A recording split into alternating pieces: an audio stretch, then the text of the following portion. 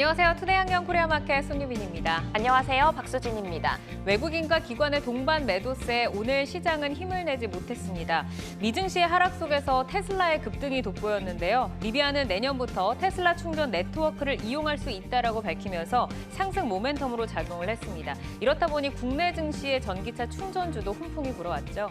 네, 라이징 스탁에도 소개가 됐었던 S트래픽이 급등하면서 상한가로 마감을 했고요. 그 외에도 휴맥스 홀딩스 등이 동반 상승 마감했습니다.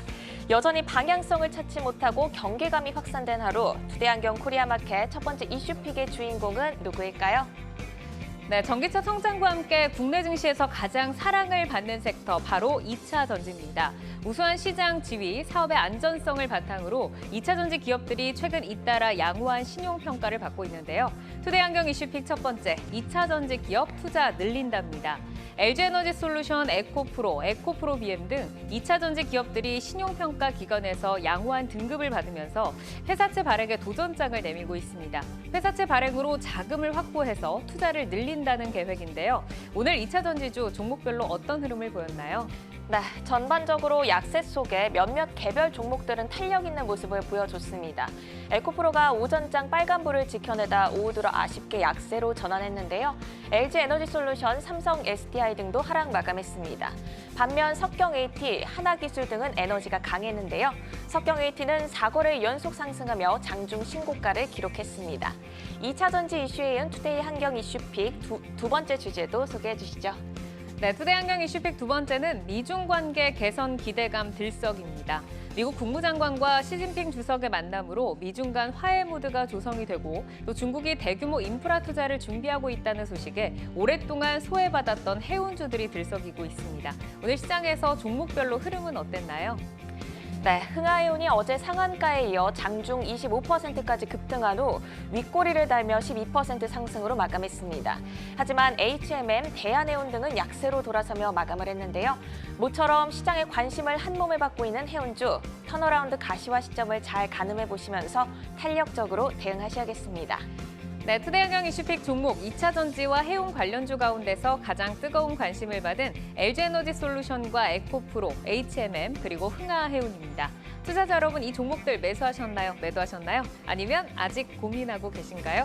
종목들의 최적화된 매매 타이밍을 포착해보는 매도의 기술, 지금부터 시작합니다.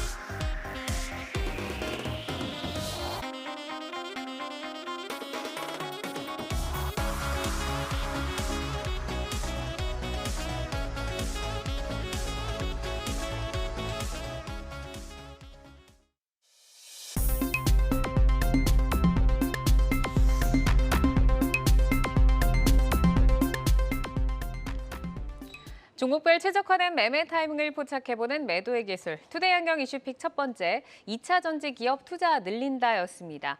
2차 전지 기업들이 양호한 신용평가를 바탕으로 회사채 시장에 등장을 하고 있어서 눈길을 끌고 있는데 회사채 발행에 대한 배경 그리고 앞으로 우리가 기대할 수 있는 효과는 어떤 것들 좀 있을까요, 지점장님? 예, 우선은 뭐 얼마 안 지났죠. 작년 연말만 해도라도 SK온이 진짜 그 자금 조달에 대한 어려움을 겪으면서 그 2차 전지들의 이제 조정도 받았고, 이게 참 이제 원자력 가격도 엄청 올라가고 사실 미국 공장 짓는 데에 대한 부담감 이런 것들이 이제 자금 조달까지 또 겹쳤거든요. 근데 그거와 완전 다르게 지금 이제 양호한 신용 평가를 받으면서 자금 조달이 수월해질 거다라는 기대감이 사실상으로는 뭐 주식 시장에도 영향을 미칠 겁니다. 자금을 원활하게 지원을 받아가지고 뭐 미국 공장 짓는데 미국 공장이 5년도까지 미국에만 짓는 것들이 엄청 많고 글로벌로 540 LG 에너지 솔루션에 대한 기준으로 540기가와트까지 증설하겠다라는 부분에 있어서 엄청난 자금이 필요하거든요. 한기평이라든지 이러한 많은 그 평가 회사들이 좋게 준다. 이 부분은 이제 긍정적으로 바뀔 것 같습니다. 자, 회사채 발행으로 투자 실탄 마련에 나선 2차 전지주. 오늘은 LG에너지솔루션 그리고 이제 에코프로가 저희 매도의 기술에 올랐는데 지금 LG에너지솔루션은 두 분 다 고 사인을 주셨고요. 에코프로 같은 경우는 황재수 지점장은 스탑, 김병수 PB는 고 신호로 지금 엇갈린 신호가 켜져 있습니다. 자, LG에너지솔루션부터 질문을 좀 드려보겠습니다. 6월 중순 이후로는 좀 약세를 면치 못하는 모습이고 오늘도 소폭 밀리면서 거래를 마쳤는데 김병수 PB께 먼저 질문을 드려볼게요. 지금 좀 저점에서 잡을 수 있는 기회다라는 정도로 좀 봐야 될까요? 어떻게 보면 LG 에너지솔루션도 주가가 많이 올랐다가 생각보다 굉장히 많이 빠진 모습을 보이고 있습니다. 네. 고라고 말씀드리는 거는 지금 말씀하신 것처럼 좀 주가가 아래쪽에 있기 때문에라고 말씀을 드려보고 싶고 특히 회사채 발행 이슈를 좀 살펴본다면은 이번에 회사채가 발행이 성공적으로 된다면은 아마 R&D 쪽 투자 확대와 함께 이런 배터리 생산 능력도 제고가 될 수가 있기 때문에 자금 조달을 수월하게 하고 있고 그리고 5천억 규모면은 그래도 나쁘지 않은 규모이기 때문에 이걸 토대로 아마 조금 더 발전 가능성이 있지 않을까라고 생각을 하고 있습니다. 자, 지금 이제 좀 좋은 의견을 주셨는데 황재수 지점장께서도 고 사인을 주셨고 말씀을 주신 것처럼 LG에너지솔루션이 이제 나이스와 한신평으로부터 AI 신용 등급을 받아서 출범 후에 첫 회상채 발행에 나선다는 이제 소식을 전해왔습니다. 일단 계획으로 보면 규모가 5천억 원인데 그 기관 수요를 예측한 후에는 증액 가능성도 있다고 해요. 회사채 발행의 흥행 가능성 그리고 앞으로 좀 주가에 어떤 영향을 미치게 될 거다라고 예상을 하실까요? 그 매크로 환경이 좀 바뀌었습니다. 뭐 아시는 것처럼 작년까지 뭐 주가 하락에도 보였고 매크로 환경이 굉장히 안 좋았는데 최근 들어서 뭐 CPI라든지 미국 CPI라든지 이런 게 많이 낮아지는 부분도 글로벌 환경에 대해서 되게 좀 매크로 환경이 좋아졌고요. 뭐 이게 당연히 회사채 시장에도 훈풍을 불어넣을 가능성이 높습니다. 매크로 환경 그러니까 뭐 경기가 굉장히 금리가 계속 올라간다면 사실상 지금 빌려줄 이유가 없거든요. 근데 불구하고 낮아지고 있으니까 되게 빌려줄 것 같고요. 그리고 또 그거에 따라서 이자가 지금 발행해서 흥행이 돼야지 그래도 그 금리도 좀 높게 기관 입장에서는 좀 받을 수 있는 부분이 있기 때문에 되게 좀 좋은 환경이다라고 말씀드릴 수 있을 것 같고요.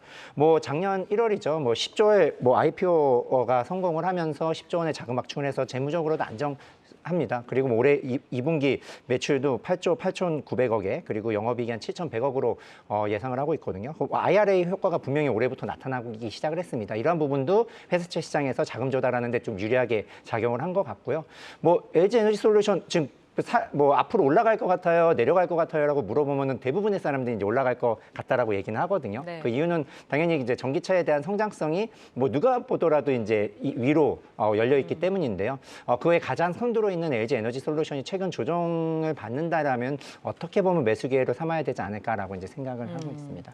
네, 지금 이제 어쨌든 섹터의 성장성과 그리고 또 뭐 이렇게 뭐 증설에 통한 그런 뭐 지분 이게 뭐 자금을 또 확충하는 뭐 이런 부분들은 좀 좋은 뉴스다라고 좀 말씀을 주셨지만 사실 이제 주초에 LG화학이 지분 매각 소식을 좀 전하면서 주가가 좀 눌렸잖아요. 이 LG화학의 지분 매각 악재는 주가에 지금 모두 반영이 됐다라고 봐도 좋을지 좀 궁금하고 어쨌든 뭐 앞으로 더 갈 것이다라고 예상은 하고 있지만 최근에 그런 약세 구간을 탈피하기 위해서 좀 강한 모멘텀이 필요할 것 같은데 어떤 게 좀 필요할까요, PB님?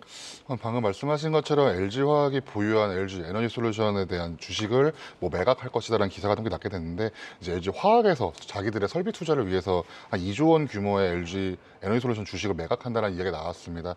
대략 한 2% 내외의 매각 기사인데 이걸로 인해서 주가가 조금 뭐 눌리는 모습을 보이기도 했습니다.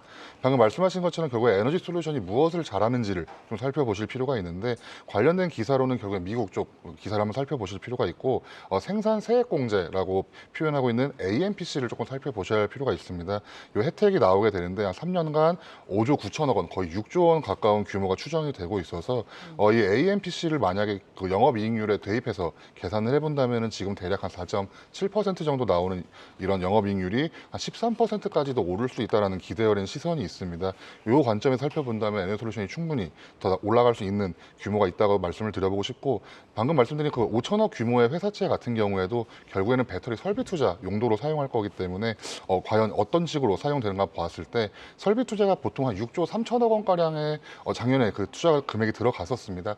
여기에 50% 이상을 확대할 것이다라는 R&D 쪽 이야기가 나오고 있기 때문에 에너지솔루션이 앞으로 그리고 앞으로 캐파를 얼만큼 확보할 수 있는지, 그리고 미국에서 어떻게 수혜를 입을 수 있는지를 조금 고민해 보신다면은 지금 주가 자리가 그렇게 높은 자리가 아닐 수 있다. 그렇기 때문에 지금 방금 지점님께서 말씀하신 것처럼 오를 수 있는 관점에서 살펴보실 필요가 있지 않나라고 생각을 하고 있습니다.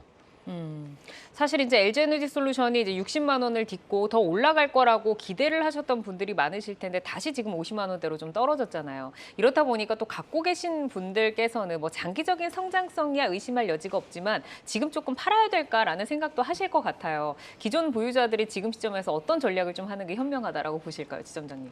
사실상 계속 올라갈 때도 사실 못 팔았는데 지금 조정받았을 때 팔 수 있나 사실 좀 어려울 것 같고요. 그렇다고 뭐 이게 이제 모든 종목에 적용은 되지는 않지만 그래도 성장성이 살아있는 LG 에너지솔루션은 좀 그래도 좀 보유 관점으로 접근해야 되지 않나라고 말씀을 드리고 싶고요. 미중 뭐 하락에 대한 배경이 뭐 LG화학에 대한 지분 매각 그리고 미중 무역에 대한 부분이 완화된다 그러면 혹시라도 혜택을 받고 있는 뭐 한국 기업들 그러니까 뭐 에너지솔루션뿐 아니라 뭐 배터리 기업들뿐 아니라 다른 기업들까지 혜택받는 부분에 있어서 좀 혹시 중국이 어느 정도 들어오지 않을까에 대한 우려감도 더 겹쳤던 것 같습니다. 하지만 우선은 25년도까지 계획되어 있는 거는 크게 바뀌진 않을 것 같고요. 뭐 캐판의 북미 비중이 아마 51% LG 에너지솔루션 내에 비중이 가서 선점 효과가 분명히 있을 겁니다. 이러한 부분이 결과적으로는 주가에는 이제 녹아날 것 같고요. 말씀하셨던 대로 그 AMPC라든지 IRA라든지 이런 효과가 올해부터 나타나기 시작한다면은 네. 뭐 실적에 대한 부분도 분명히 올해 좋아지는 부분이 있어서 뭐 보유자의 관점에서도 보유하고 신규에 대한 부분은 뭐 바로 뭐 이렇게 뭐 한 번에 사기보다 나눠서 매수로 하신다면은 조정 시에는 그래도 좋을 것 같습니다. 네. 올라갈 때 뭐 못 팔고 지금 팔 수 있겠냐라고 하셨는데 사실 오를 때는 못 팔다가 떨어지면 또 팔고 싶어지는 게 또 그렇죠. 투자자의 좀 마음이잖아요. 우선은 좀 보유를 해보자라고 이제 두 분 다 의견을 주셨습니다. 자, 에코프로로 넘어가서 살펴보겠습니다. 6월 들어서 등락을 거듭하고는 있지만 그래도 에코프로는 꾸준하게 우상향 흐름을 이어가고 있죠. 오늘은 뭐 0.3% 정도 소폭 밀리면서 거래를 마쳤습니다. 자, 황재수 지점장께서는 스탑을 주셨고요. 김병수 PB는 고 신호를 주셨는데 김병수 PB께서는 에코프로 더 갈 수 있다라고 보신 이유 어디 있을까요? 에코프로 모두가 다들 아시다시피 올해 중순부터 이제 올해 초부터 많이 올랐다 하지만 다시 빠질 때에도 이제 끝났다고 생각하고 있는데 제 생각에는 FTSE를 좀 살펴보실 필요가 있습니다. 파이낸셜 타임즈 관련된 지수인데 ET50 친환경 기술주 ET50 그리고 ET100의 지수에 편입이 된 호재가 있습니다. 뭐 MSCI까지도 기대한다는 이야기가 나오고 있어서 에코프로는 뭐 물론 뭐 100만 원을 간다, 200만 원 간다를 말씀드리기 좀 어렵지만 지금 주가 흐름에서 빠지는 방향보다는 그래도 횡보 또는 오르는 방향을 좀 생각해 보실 필요가 있지 않을까라고 생각을 하고 있습니다. 많이 올라왔지만 그래도 아직까지 갈 수 있는 길이 남아있다. 그쪽으로 더 본다라고 하셨고 황재수 지점장께서는 왜 여기서 좀 멈추자라는 의견이실까요? 사실상 이게 개인들의 힘이지 않았나라고 이제 생각이 되고 있습니다. 사실 수급상으로 엄청 몰렸거든요. 그러니까 외국인 기관들이 특히 이제 외국인들이 반도체에 집중적으로 매수했던 부분이 뭐 글로벌 환경도 좋아졌고 뭐 AI에 대한 기대감도 있었고 뭐 그랬듯이 결국 뭐 바닥을 찍었다. 그리고 하반기부터 좋아진다라도 있지만 그럼에도 불구하고 뭐 외국인들의 매수세가 주가에는 좀 더 긍정적으로 좀 위로 더 갈 수 있는 룸을 줬다라고 보고요. 뭐 마찬가지로 에코프로는 뭐 개인들이 뭐 올 초도 그렇죠. 뭐 2차전지 갖고 있어? 없어?에 대한 부분 딱 두 개로 나눠져가지고 2차전지 없는 거에 대한 포모 현상 이런 얘기들 엄청 논란이 됐던 것처럼 네. 2차전지 오를 때 에코프로 그래 다른 거는 못 가도 에코프로는 사야 되지 않나라는 개인들의 힘이지 않을까 약간 그런 투자자라든지 심리라든지 아니면 이런 매수세의 영향이 좀 컸다라고 보고요. 사실 에코프로 뭐 성장성 누구도 얘기는 안 하죠. 뭐 네. 최근 들어서 뭐 각 증권사들이 이제 매도 리포트를 내면서 뭐 논란의 대상이 되기도 했었던 부분인데 사실상 이렇게 올라와 버리니까 사실 뭐 죄송스럽기도 하겠죠. 뭐 증권사 리포트 쓰셨던 분들도 하지만 뭐 아마 뷰는 바꾸지 않는 것 같습니다.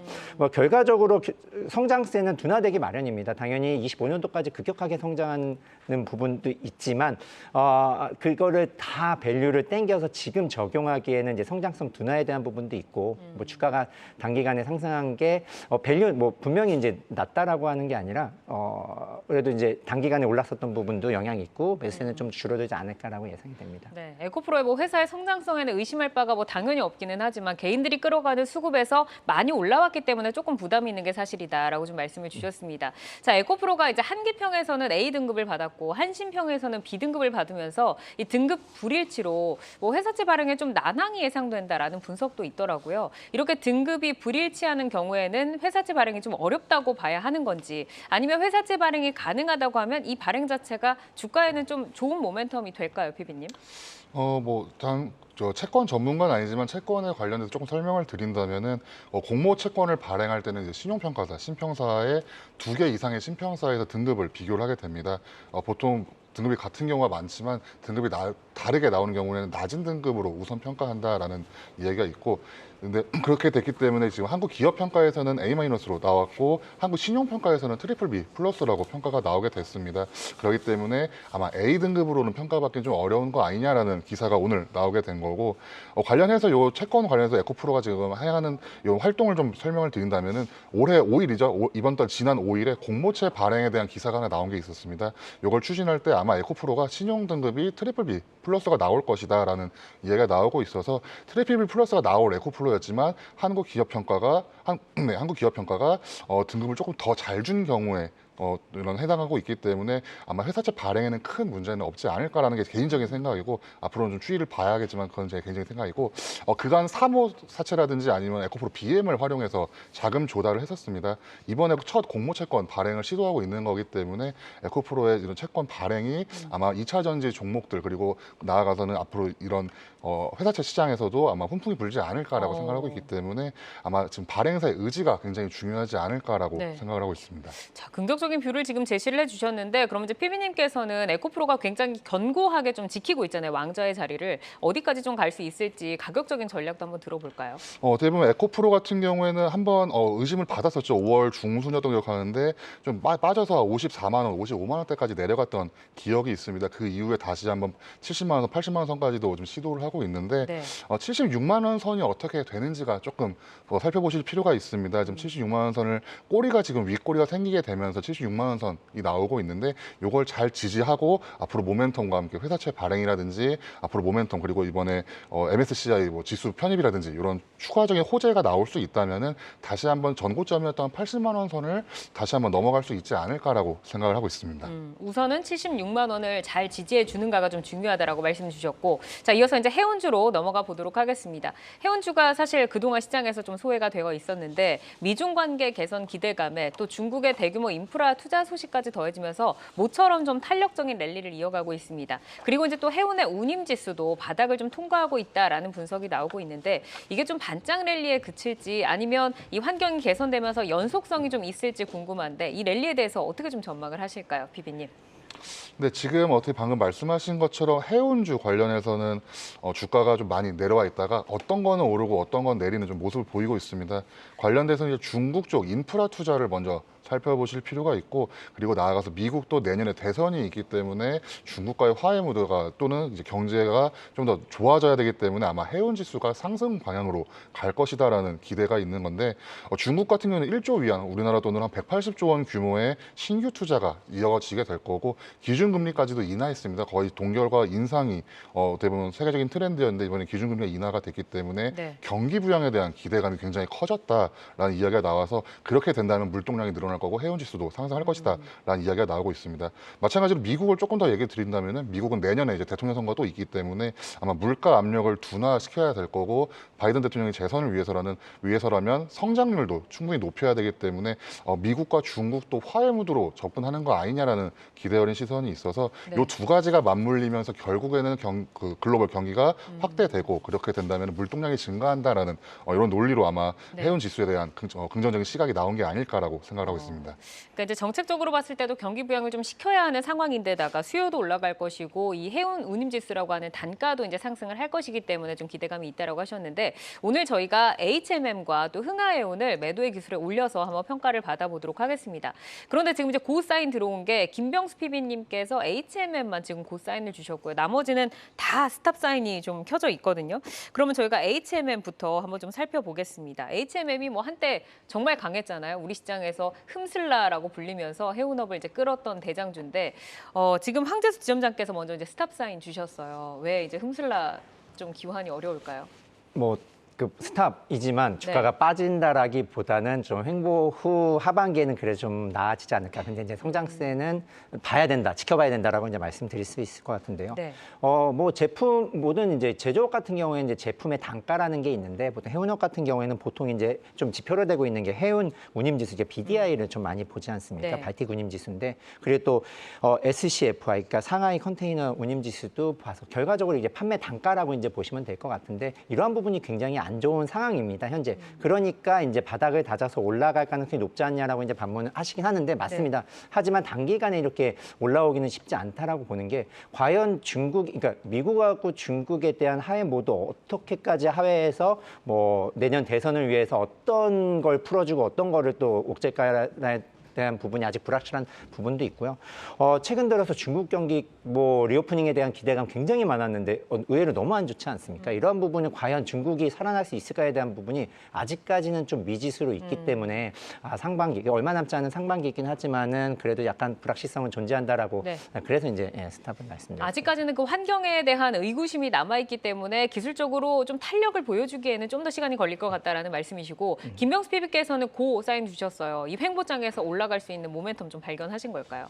지금 지점장님과 같은 생각이라고 생각하고 있습니다. 하지만 저는 이게 좀 바닥이기 때문에 지금은 좀 들어가도 되지 않을까라는 생각인데 2분기 실적이 좀 안 좋을 거라는 기사가 났습니다. 영업이익이 한 2,500억 정도가 나오게 되는데 전년 동기 대비 거의 마이너스 90%라는 이야기도 나올 정도로 좀 이번 실적이 굉장히 안 좋다라는 이야기가 나오고 있습니다. BDI와 SCFI, 뭐 상하이 컨테이너 운임지수와 발틱 드라이 지수가 있는데 BDI 지수는 굉장히 많이 하락을 한 상태입니다. 하지만 HMM 같은 경우에는 컨테이너선의 비중이 좀 높기 때문에 이 영향이 제한적이다라는 그나마 좀 괜찮은 기사가 하나 있었고 SCFI 그 상하이 컨테이너선 이 관련해서 지수를 좀 말씀을 드린다면은 지난해 1월에 사상 최고치였습니다. 5,000을 넘어가는 지수를 보이게 됐는데 6월 현재 979, 1,000도 아직 안 넘는 모습을 보이고 있어서 SCFI야말로 진짜 바닥이지 않을까라는 이야기가 나오고 있어서 HMM이 뭐 당장 뭐 5만 원을 다시 그래서 고라기보다는 이 아래로 내려가기에는 2분기 실적이 이미 다 예상이 되고 있어서 지금 정도면은 조금 긍정적으로 좀 살펴보실 필요가 있지 않나. 그리고 아까 말씀드린 정책적인 뭔가 그런 모멘텀도 충분히 있기 때문에 HMM도 좀 긍정적인 시각으로 좀 보실 필요가 있다라고 좀 말씀을 드려보고 싶습니다. 네, 지금 이제 주가적으로는 오랫동안 횡보를 하고 있는데 또 HMM 하면 저희가 또 매각 이슈를 좀 꼽고 가야 될 것 같습니다. 사는 회장이 어제 기자간담회에서 이 매각 작업이 차질 없이 수행이 된다고 하면 연내 주식 매매 계약 체결이 가능할 것이다라고 말을 했는데 이 매각 이슈가 사실은 조금 길어지다 보니까 투자자 여러분도 조금 지친 측면이 있으실 것 같아요. 연내 매각에 대한 가능성은 어떻게 보시는지, 그리고 이제 매각이 지금 계획대로 성사가 된다면 HMM의 주가에서는 어떤 것들 좀 기대를 해볼 수 있을까요? 산업은행장의 발언이 있었습니다. HMM이 올해 주식 매매 계약 SPA까지도 체결이 가능한 상황이다라는 이야기가 나왔기 때문에 어떻게 보면 좀 믿음이 간다라고 말씀을 드려보고 싶지만 물론 굉장히 좀 오래 걸리긴 했습니다. HMM 몸값이 최대 10조 원까지도 이야기가 나오고 있어서 인수 그룹들이 각 갖고 있는 계열사나 자회사 간의 시너지가 큰 회사들이 접근할 필요가 있다는 이야기가 나오고 있어서 LX 그룹이라든지 CJ 대한통운이나 이제 국내 대기업들이 많이 거론이 되고 있는 상황이어서 매각이 성사된다면은 HMM 입장에서는 그룹 내 시너지까지도 충분히 기대가 될 수 있기 때문에 주가적인 상황에서는 충분히 어떻게 보면 호재 중에 하나다라고 요약을 좀 드려보고 싶습니다. HMM 같은 경우에는 사실 오래 보유하고 계신 분들은 뭐 성장성보다는 좀 비자발적인 장투를 하고 계신 분들도 계실 것 같고 지금 저점이다 보니까 좀 일찍 들어가셔서 약간 좀 고통의 시간을 견디고 계신 분들도 계실 것 같은데 현 시점에서 기존 보유자들 어떻게 좀 전략을 잡아가 볼까요? 네, 현금 보유 13조 굉장히 많이 가지고 있고요. 부채 비율도 28%로 건전성 굉장히 좋습니다. 장에 요 몇 년간 굉장히 많이 돈을 벌었죠. 그리고 말씀하셨던 대로 이제 PB님 말씀하셨던 대로 역사적인 저점을 가지고 있는 뭐 상하이 운임지수라든지 이러한 부분은 뭐 주가 환경이 되게 안 좋아서 주가가 바닥인데 2분기 실적 발표가 정말 최악으로 나올 가능성이 좀 높아 보입니다. 그게 이제 바닥이 확인된다면은 당연히 이제 상승 쪽 그리고 앵커님도 말씀하셨지만 이 매각에 대한 부분은 주가의 큰 모멘텀이거든요. 분명히 지금은 악재는 다 나왔다라고 보긴 하지만 2분기 실적 발표에 대한 부분이 약간 부담으로 작용할 수 있어서 보유자의 관점에서는 조금 더 기다려야 된다라고 말씀을 드리고 싶고요. 지금 여기서 이제 판단, 뭐 장기간 보유하신 분들이 그러긴 좀 쉽지는 않을 것 같습니다. 그래서 2분기 실적 바닥을 확인한 후에 뭐 이제 더 상승에 대한 기대감을 가지고 계셔야 되지 않나라고 생각됩니다. 네. 자, 이어서 또 시장에서 핫한 종목이죠. 흥하해운으로 넘어가 보도록 하겠습니다. 이번 주에 정말 상승세가 거침이 없는데 3거래일 연속 랠리를 이어갔고 어제 상한가로 마감을 했고 오늘도 장중에 더 뜨기는 했지만 그래도 12%를 지켜내면서 거래를 마쳤습니다. 이제 두 분 다 스탑 사인을 주셨거든요. 좀 너무 핫했다라는 이유일지 좀 궁금한데 피비님께서는 왜 스탑 사인 주셨어요? 흥하해운 같은 경우에는 변동성이 워낙 큰 종목이기 때문에 앞으로 더 간다 또는 뭐 매도하셔라 이 말씀보다는 짧은 매매에 좀 유효한 종목이지 않을까라고 생각을 해서 고라기보다는 그래도 조금 신중한 투자가 필요하지 않을까라는 생각을 하고 있습니다. 자, 그러면 황재수 지점장께서도 이제 스탑 사인을 주셨잖아요. 지난해 이제 흑자 전환하면서 올해 좀 기대감을 키웠는데 업황 환경이 지금 좀 따라주지 않는 것 같고 앞서서도 우리가 얘기를 했지만 그래도 이 미중 관계 개선이나 중국 경기 부양이 어떤 좀 모멘텀이 되어주지 않을까 기대를 하고 있는데 지점장님께서는 이 부분에도 좀 의구심이 있다라는 의견이신 거죠? 예, 아까 방금 전에도 말씀드린 거에 대한 뭐 배경일 수 있을 것 같은데요. 네. 바닥은 바닥이는데 단기간에 좀 급등했었던 부분이 좀 부담으로 작용한다라고 말씀드릴 수 있을 것 같고요. 뭐 아시아 지역의 액체 석유화학 제품을 해상 운송을 주업으로 하고 있습니다. 실질적으로 중국 경기에 굉장히 민감한 회사다라고 볼 수 있을 것 같고요. 근데 중국이 말씀드린 대로 리오프닝에 대한 부분이 상반기에는 소위 뭐 이런 표현도 좀 좀 애매하지만 이제 죽섰다 할 정도로 굉장히 안 좋은 상황이고요. 하반기엔 그래도 리오프닝에 대한 기대감은 조금 더 가지고 있습니다. 네. 어저께 이제 뭐 인민은행에서 이제 APR을 좀 뭐 적지만 그래도 낮췄던 부분도 있고 이런 부분이 굉장히 노력에 대한 부분은 뭐 하반기에는 되게 그래도 좀 기대하지만 주가는 좀 부담이다 단기간 상승으로. 예, 주가는 조금 이제 부담이 된다라고 말씀을 해주셨는데 흥하해운이 이번 주에 그래도 랠리를 보이면서 1년 전에 좀 비슷한 가격으로 회복을 했습니다. 만약에 그동안 그 횡보를 기다리신 분들이라면 지금 조금 빛을 보고 계실 것 같은데 보유자분들 어떻게 좀 전략을 짜볼까요, 비비님? 지금 가격대면은 이제 수익 실현을 조금 하시는 게 맞지 않나라고 생각을 하고 있고 왜냐하면 상한가 이후에 긴 꼬리를 지금 남기고 오늘 마감을 했습니다. 대략 한 1,850원 선을 조금 생각을 하시면서 투자 이어 나가시면 좋을 것 같은데 이 선을 지킬 수 있는지 여부가 아마 1분기 흑자 전환이 됐기 때문에 흥하해운이 앞으로 주가의 행방이지 않을까라고 생각을 하고 있습니다. 네, 알겠습니다. 자, 종목에 최적화된 매매 타이밍을 포착해보는 매도의 기술, LG에너지솔루션과 에코프로 그리고 HMM 또 흥하해운까지 네 종목을 살펴봤습니다. 지금 저희가 말씀을 드리는 종목들은 현재의 주가와 현재 모멘텀을 기준으로 포인트를 제시를 해드리기 때문에 시장 상황이 변화한다라고 하면 전략도 변동될 수 있는 점 기억을 해주시기를 바라겠습니다. 계속해서 주요 이슈와 모멘텀 팔로우하면서 여러분의 전략 체크해드리겠습니다.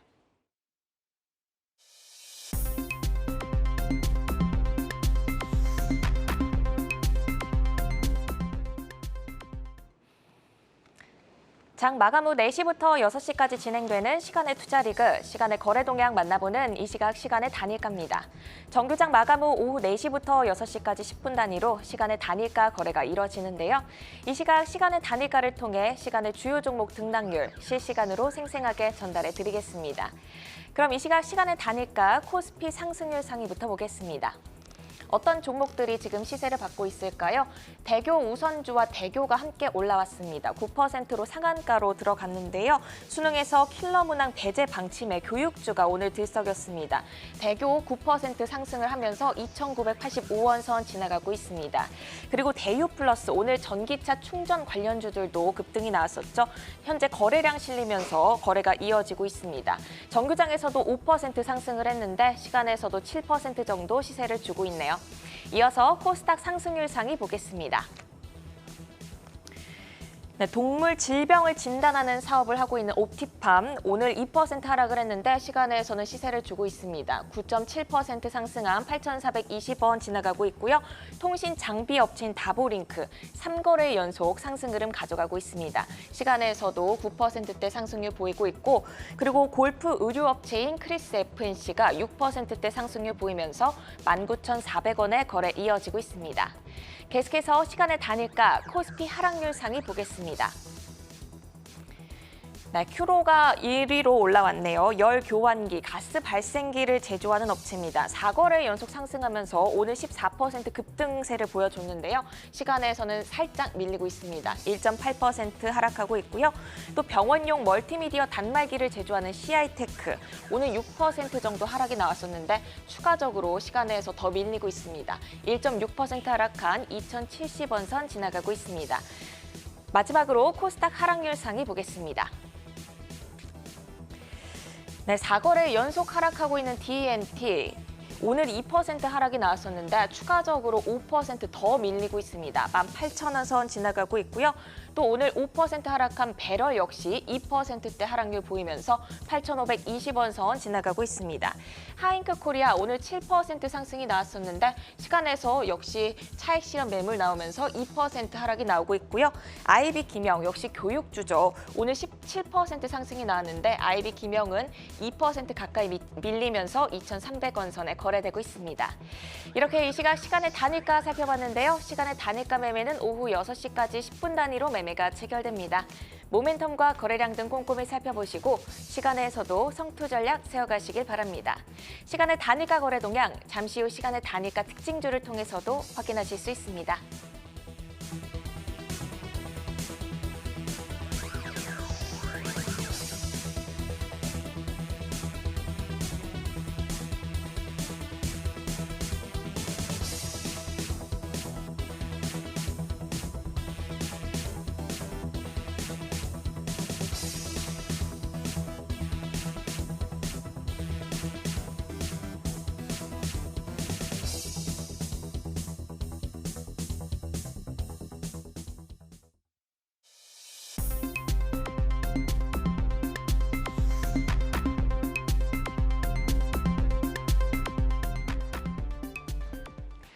다양하게 부각되는 이슈와 모멘텀 속에서 연속성 있는 재료로 우상향할 주인공 누가 될까요? 주도주로 떠오르게 될 종목을 미리 만나보는 라이징 스탁입니다. 자, 먼저 지난 라이징 스탁의 수익률 베스트 종목 먼저 확인을 해보겠습니다.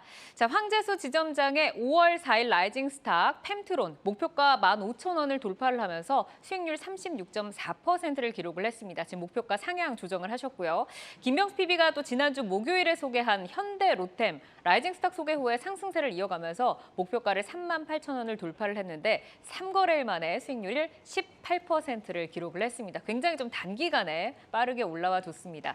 자, 황재수 지점장의 목표가 15,000원을 돌파 후 다소 주춤한 이 종목 먼저 들어볼 텐데 목표가를 2만 원으로 상향 조정하셨어요. 이 펜트론의 전략 한번 들어볼까요? 예. 우선은 그때도 이제 말씀드렸던 것 같은데 기억이 좀 가물가물하지만은 그때 성장성에 대한 부분에 있어서는 뭐 기존에 있었던 뿐 아니라 반도체에 대한 검사 장비도 이제 진출을 할 예정으로 있고요. 그리고 또 2차 전지 검사 장비까지 합니다. 그러니까 구조적으로 과거에 받았던 그냥 제조업의 밸류가 아니라 뭐 반도체뿐 아니라 2차 전지에 대한 밸류를 가져야 된다라고 보고요. 내년이 갈수록 그리고 후년이 갈수록 뭐 기업 실적은 신규 장비에 대한 실적이 굉장히 좋아질 걸로 예상이 되어 있기 때문에요. 지금 아직까지 반도체 실적이 나오지 않았음에도 불구하고 실적이 좋아지고 있는 부분은 분명히 상승의 또 트리거가 될 것으로 보입니다. 이제 확장이 되고 있기 때문에 2만 원까지 상향 조정을 하면서 펜트론 좀 더 가져가 보자라고 의견을 주셨고요. 자, 김병수 PB의 현대로템 볼까요? 목표가 38,000원을 제시를 해주셨었는데 단숨에 돌파를 했습니다. 굉장히 빠른 속도로. 오늘 좀 다소 조정을 받기는 한 것 같은데 전략 어떻게 좀 가져가 볼까요? 네, 1차 목표가를 한 38,000원 선 정도로 말씀을 드렸는데 어제 이제 포함해서 넘어가게 되었고 한 절반 정도는 수익 실현하시는 게 맞지 않을까 생각하고 있습니다. 올 3분기까지 폴란드의 K2 전차를 총 18대를 수출할 것이다라는 기사가 함께 나오게 됐습니다. 24년까지 50대 그리고 25년까지는 100대 정도가 예상이 된다라는 긍정적인 기사가 나오고 있고 추가적으로 우크라이나 쪽 재건 호재에 있을 때 전차 외에도 지하철 또는 트램 쪽에서도 강점을 보이고 있어서 이쪽에서도 조금 수혜를 받을 수 있지 않을까라고 생각하고 있어서 1차적인 목표가는 이미 넘어섰기 때문에 다음 호재나 또는 다음 모멘텀을 살펴보시면서 투자를 이어나가실 필요가 있지 않을까라고 요약을 좀 드려보고 싶습니다. 네, 이렇게 이제 펜트론과 현대 4대 로템을 저희가 짚어드렸습니다. 이와 같이 또 수익률의 라이징 스탁이 될 오늘의 또 라이징 스탁을 저희가 좀 확인을 해봐야겠죠. 세 분이 가지고 오신 라이징 스탁 보시면 한중현 파트너께서 비츠로셀 가지고 오셨고요. 황재수 지점장, 우리산업, 그리고 김병수 PB, FNF를 가지고 오셨습니다. 자, 한중현 파트너의 비츠로셀부터 라이징 스탁의 그 포인트 먼저 한번 들어볼까요? 네, 그 이번에 수출 데이터 깜짝 서프라이즈 그 하나로 정의를 하겠습니다. 지금 수출 데이터가 서프라이즈가 나왔고 그리고 리튬 1차 전지의 경쟁력도 우수하다라고 좀 말씀을 해주셨는데 이 부분 조금 더 성장 스토리 깊이 들어볼까요? 네, 그 일단 처음 뵙겠습니다. 그 이제 해 떨어질 때만 뵀다가 이제 해 떠 있을 때 또 뵀는데 좀 좋은 모습 보여드리겠습니다. 그래서 비츠로셀을 한번 갖고 와봤습니다. 그 제가 여러 번 말씀드렸지만 이제 매달 1일, 11일, 21일에는 그 우리나라 수출 잠정 수출 데이터가 발표가 되는 날입니다. 오늘이 21일이잖아요. 오늘 이제 수출 데이터가 하나가 발표가 됐는데 이제 그 부분에 이제 모든 품목에 대해서 한번 발라보고 좀 검색을 해보고 좀 발라본 다음에 거기서 좀 투자 포인트 한번 잡아보면 그게 좋은 것 같은데 이제 비츠로셀이 좀 되게 눈에 많이 띄었어요. 이제 근데 비츠로셀은 오늘만 눈에 띄었던 게 아니라 6월 11일부터 눈에 띄었거든요. 지금 시장에서는 1차 전지에 대해서는 얘기를 아무도 안 하고 있습니다. 모두가 2차 전지 얘기를 하고 있는데 자, 1차 전지랑 2차 전지가 가장 큰 차이점은 뭐냐면 충전이랑 이제 방전은 똑같이 되는데 충전이 되느냐 안 되느냐로 1차 전지랑 2차 전지가 나뉩니다. 충전이 되는 건 이제 2차 전지이고 충전이 안 되는 것 그건 이제 1차 전지인데 이 부분에 대해서는 아무도 그 시장에서 보고 있지 않았거든요. 그러다가 6월 11일 날 처음으로 수출 데이터가 엄청 서프라이즈가 나온 겁니다. 그래서 그게 이게 좀 일회성일까? 라고 이제 시장에선 그때 아마 좀 판단을 했을 것 같아요. 왜냐하면 6월 11일이 공교롭게도 일요일이었어요. 그걸 확인을 하고 월요일 날 주가가 많이 떴습니다. 그러다가 화, 수, 목, 금 4일 동안 좀 주가가 조정을 받았다가 그러다가 이제 금요일 날 또 어떤 이슈가 있었냐면 그 이제 이스라엘의 어떤 업체와 이제 염호에서 좀 고순도 리튬까지 뽑아낸다 이런 이슈가 있으면서 이런 이슈도 있었고 오늘 수출 데이터가 너무 잘 나왔기 때문에 이거는 일회성 이벤트가 아니라 오히려 좀 한 일주일 내지는 한 달 정도는 좀 갈 수 있는 이벤트겠구나 이렇게 오늘 시장이 받아들여서 오늘 13% 거의 14% 가까이 올랐거든요. 거래량도 거의 최근 동안 역대 최고 거래량을 터뜨리고. 그래서 이 포인트가 있었는데 이제 좀 배경을 이렇게 말씀드렸고 좀 이제 간단하게 말씀드리면 상장사 중에서 거의 유일하게 리튬 1차 전지 리튬을 전지를 메인 사업으로 영위를 합니다. 그래서 충전이 안 돼서 보통 이제 극한 환경에서 이제 올해 이제 전력 공급이 필요한 뭐 국방이나 중후장대 산업이나 이런 것들 많이 쓰이는데 이제 서프라이즈가 한번 나왔으니까 이제 6월 31일, 이제 7월 1일 데이터까지 확인을 하면서 지금부터 한번 접근을 해보셔도 충분하지 않을까. 지금 이제 시장에서 이미 반응을 주고 있고 좋은 뉴스들이 나오고 있는데 아직 보고 있지 않은 1차 전지 시장도 좀 주목을 하자라는 말씀이시고 수급이 많이 늘어났다고 했는데 가격 어디까지 봐야 될까요? 가격은 일단은 한 일주일 정도로만 보고 왜냐하면 지금부터는 좀 신고가 영역이거든요. 네. 매도의 그 압박이 없는 구간이기 때문에 한 지금부터는 좀 러프하게 한 10% 여기서부터 추가적으로 10% 정도 그래서 26,000원 정도만 좀 보셔도 충분하지 않을까 단기적으로. 네. 그렇게 알겠습니다. 말씀드리겠습니다. 자, 해가 지고 나서만 보셨다고 했는데 앞으로도 라이징 스탁에서 많이 뵙기를 바라겠고요. 자, 황재수 지점장의 라이징 스탁 우리산업으로 넘어가겠습니다. 우리산업의 라이징 포인트 어떤 거 있을까요? 우선 뭐 전기차 부품사로서 도약을 했고요. 그리고 이제 밸류를 이제 전기차에 대한 밸류를 받아야 된다라고 생각이 돼서 본격적으로 내년부터는 수출이라든지 뭐 기업에 대한 실적 확대가 예상됩니다. 내년부터 본격적으로 실적이 확대될 것이다. 이 성장 스토리 어떤 것들이 좀 뒷받침하는 걸까요? 우리 산업은 이제 자동차 공조 장치를 하고 있는 액추에이터라든지 PTC 시터를 만드는 회사입니다. 뭐 액추에이터 같은 경우는 자동차 차량용 이제 공조 장치 내 이제 날개를 조정해서 이제 차량의 온도라든지 방향을 바꿔서 실내외에 전환하는 부품이고요. 그리고 PTC 히터 같은 경우는 발열을 통해서 내부 온도를 좀 조절하는 난방 장치, 그리고 고전압 히터 같은 경우는 내연 기관에 대한 열을 활용할 수 있는 친환경 자동차에 들어가는 거라고 보시면 될 것 같고요. 지금 현재로서는 이제 그 친환경 자동차, 그러니까 뭐 전기차의 한 60% 매출이 발생하고 있습니다. 근데 향후에 뭐 25년도, 27년도 가면은 거의 뭐 80%까지 도달을 하거든요. 결과적으로 자동차 부품이 밸류가 항상 낮았던 부분이 이제 성장성에 대한 부분이 좀 둔화 항상 늘 같은 거였는데 이제는 이제 성장성을 이제 충분히 받아야 된다. 그리고 재평가를 받아야 된다라고 생각을 하고 있습니다. 뭐 23년도 뭐 올해도 이제 굉장히 좋아지겠지만 27년도까지 매출이 굉장히 상승하기 때문에 최근 들어 전기차 업체들의 연락을 좀 많이 받는다라고 하더라고요. 그래서 좀 슬로바키아 법인 같은 경우도 뭐 공장을 3배 증설해서 이전 예정이 되어 있고요. 미국 공장에 대한 부분도 확대하고 멕시코 공장에 대한 부분도 확대하고 있고 2차 벤더로 들어가던 부분이 현대차 그룹의 이제 2차 벤더로 들어가기 때문에요. 좋아질 것으로 보입니다. 알겠습니다. 뭐 우리 산업 같은 경우는 열관리 부품에 이제 수주를 하고 있는데 글로벌적으로도 고객사를 넓혀가고 실적도 계속해서 확대해 나갈 것이기 때문에 전기차의 성장과 함께한다라고 좀 말씀을 주셨습니다. 가격 어디까지 볼까요?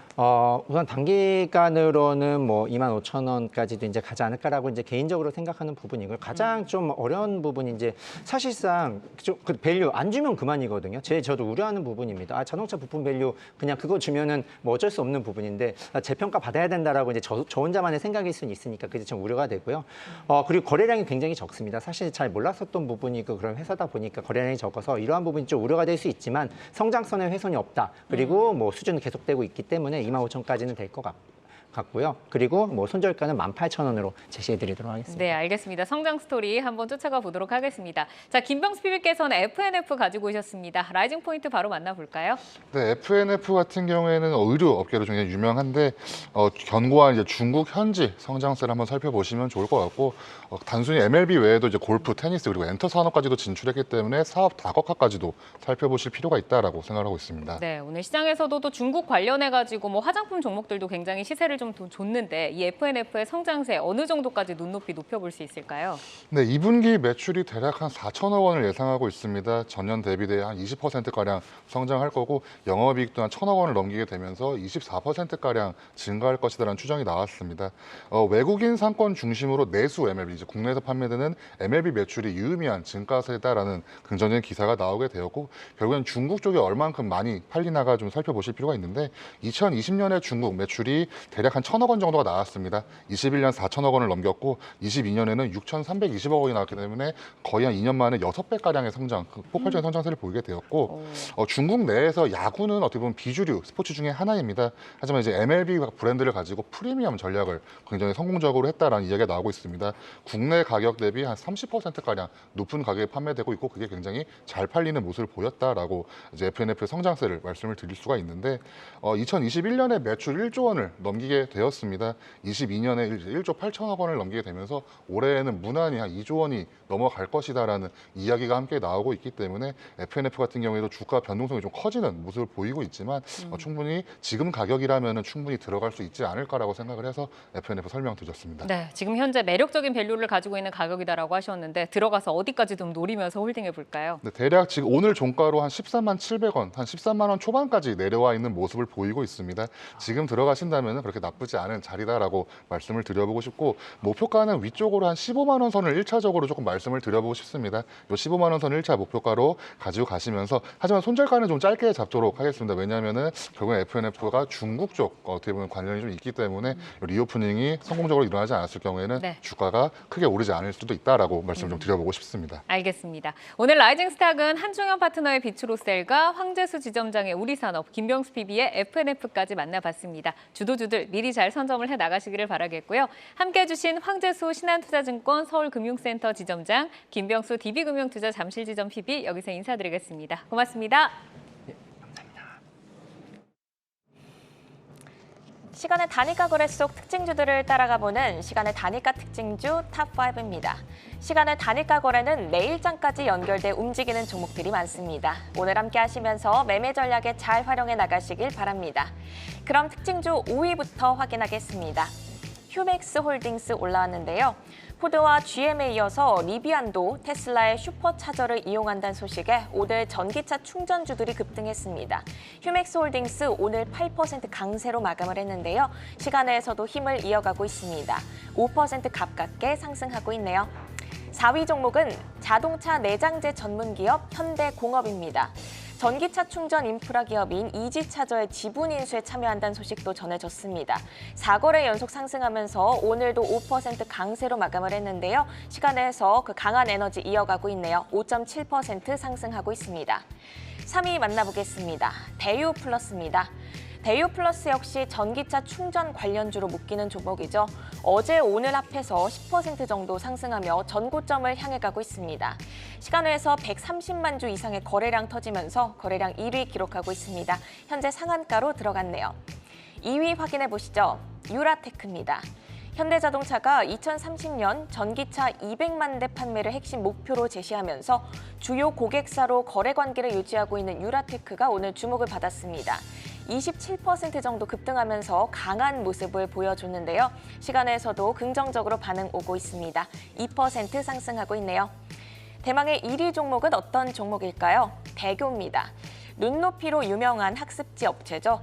윤 대통령의 킬러 문항 배제 발언에 주목을 받고 있습니다. 시간에서도 거래량 실리면서 현재 5% 상승하고 있는데요. 이번 모멘텀이 주가 반등의 신호탄이 될 수 있을까요?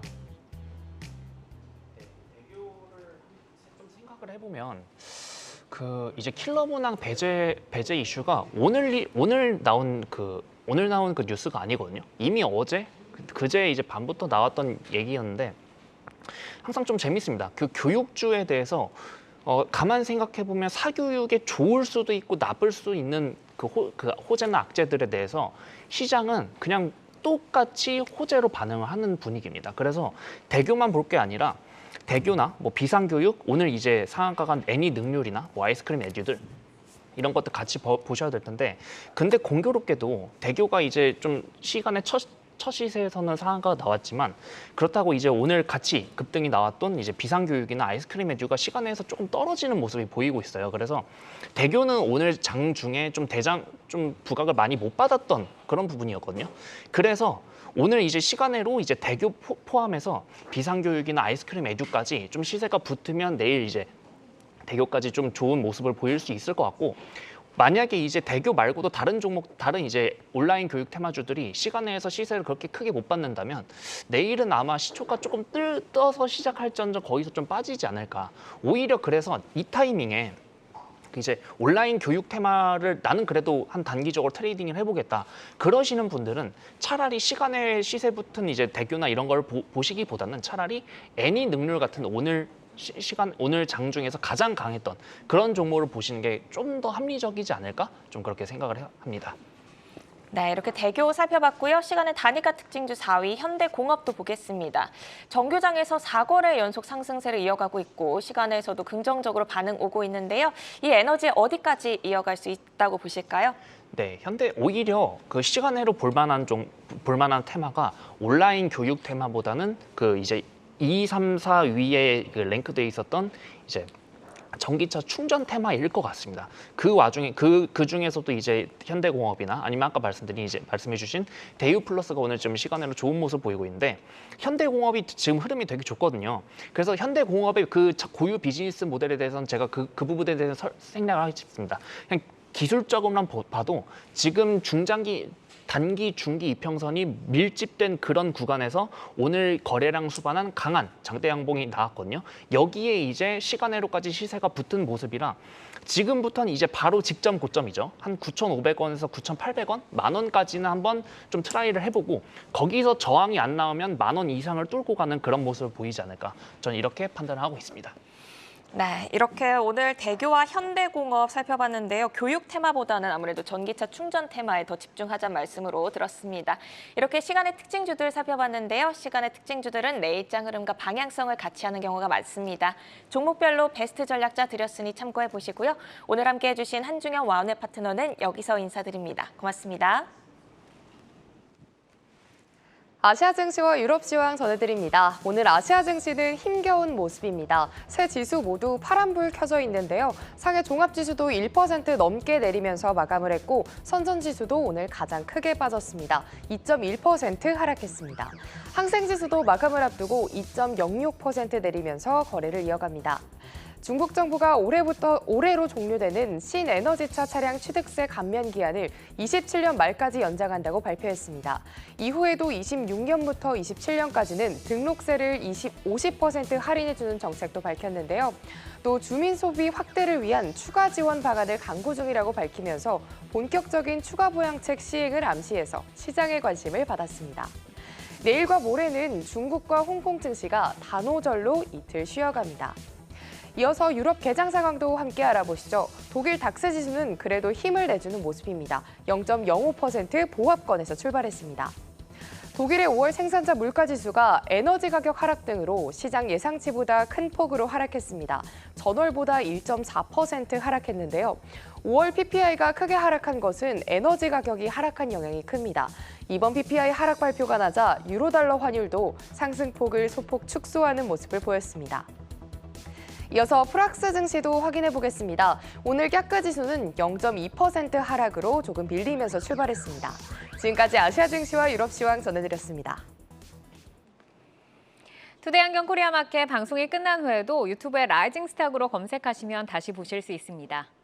네, 라이징 스탁과 함께 여러분의 포트를 풍성하게 채워갈 좋은 종목들과 함께 하시기 바랍니다. 오늘 함께 해주신 여러분 고맙습니다.